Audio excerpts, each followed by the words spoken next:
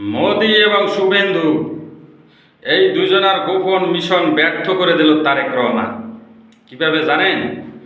সদ্য দুজন ভারতীয় গোয়েন্দা ধরা পড়েছে। তাদের কাছ থেকে ল্যাপটপ উদ্ধার করা হয়েছে এবং একটি প্যান্ডাইভ উদ্ধার করা হয়েছে।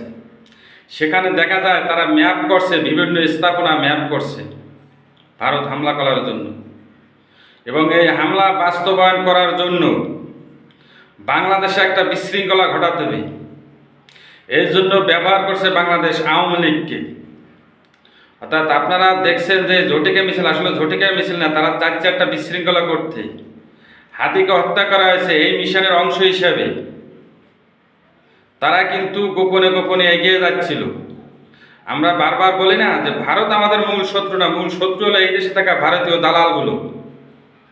তাই এদেরকে আর এই দেশে কোনো রাজনৈতিক অধিকার দেওয়া যাবে না।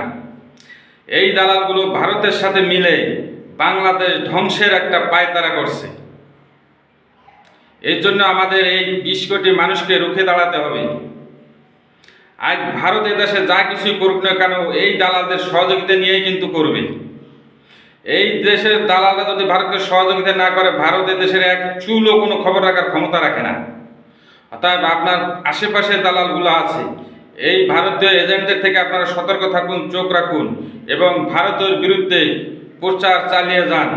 ভারতের বিরুদ্ধে কথা বলুন, যা জনগণকে সচেতন করতে হবে যে ভারত আমাদের আসল শত্রু।